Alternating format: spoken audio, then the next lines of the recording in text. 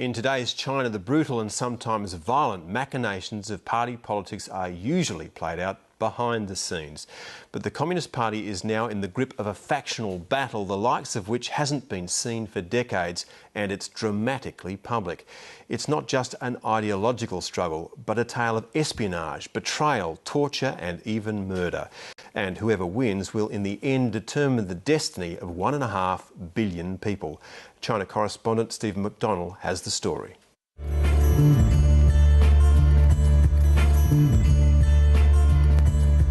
Chongqing is a sprawling metropolis in western China, the would-be launching pad for development in the country's underprivileged inland. It's February the 6th in this knockabout city, and the local police chief is on the run. He possibly fears for his life, definitely fears for his liberty.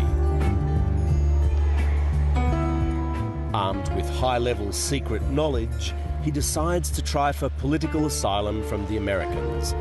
His actions on this day will bring down a leader, potentially destroy a development model for the whole country, and smash open Chinese politics in a way not seen for decades. It'll be a mighty fall for a one-time Communist Party star. He was evidently a man of many methods. He became famous because he cracked down on the mafia. He's also a national hero who's still alive. They called Wang Lijun Robocop and Crazy Wang for his high-profile crime-busting efforts in Chongqing. In just 10 months, so-called anti-mafia trials involved 4,781 arrests, including crime bosses, allegedly corrupt police and local party officials. At least 13 people were executed. For this, he earned the admiration of many, including lawyer Zhou Litai, who specialises in helping poor workers.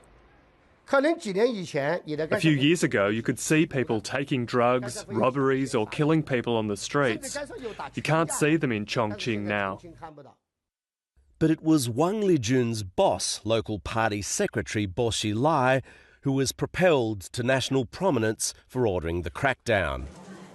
What's more, Bo Xilai used crime prevention as a centrepiece for his very own political vision. As to whether we're satisfied with the mafia crackdown, we should let the people be the judge. Bo Xilai developed the so-called Chongqing model, with red songs on television and cheap housing for the poor.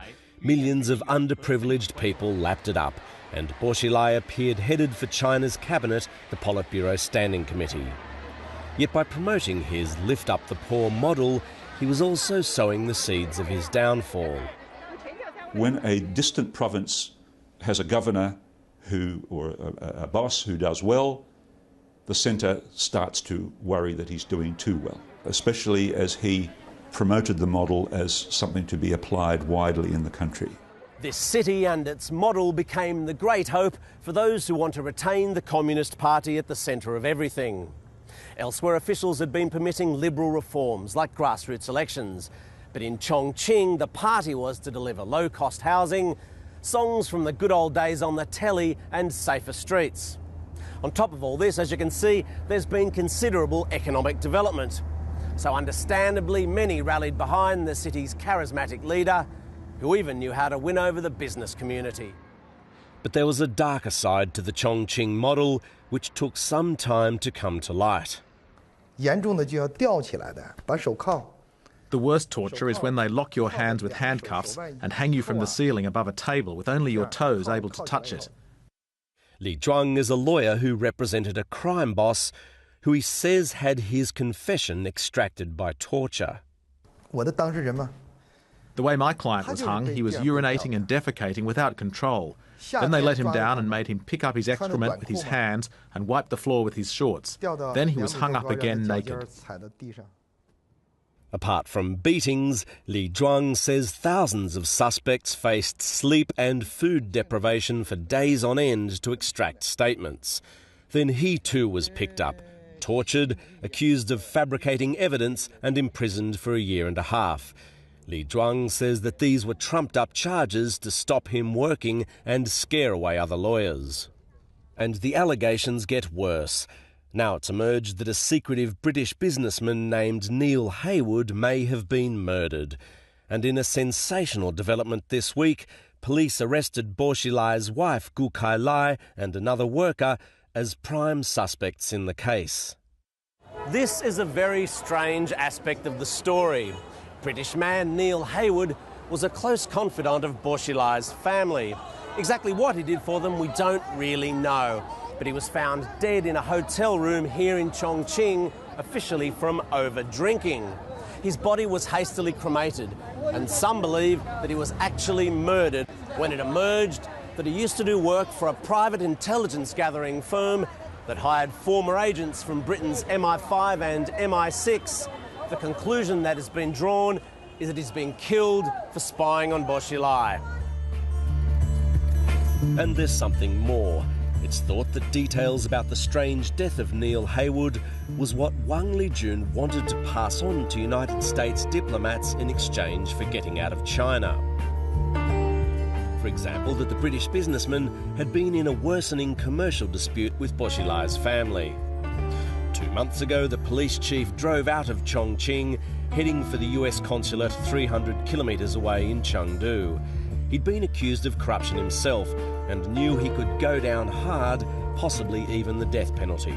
But the US wouldn't give protection to a man accused of torturing people.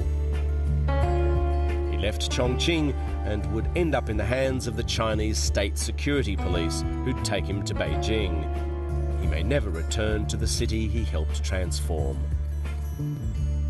With his right-hand man in custody and his enemies circling, Bo Xilai put on a brave face at the recent National People's Congress, the last time he's been seen in public. After this problem came out, I felt heartbroken. I felt like I'd put my trust in the wrong person. This week he was stood down from all remaining posts, awaiting investigation. His wife is in deeper water. If she's found guilty of murdering Neil Haywood, she possibly faces the death penalty. But the Chongqing model still has its advocates here, and the so-called liberals have not necessarily won. What this does all mean, though, is that Bo Xilai's enemies have the momentum now to put more of their people in the new cabinet later this year. And that battle is continuing away from ordinary people's eyes. China correspondent Stephen McDonnell.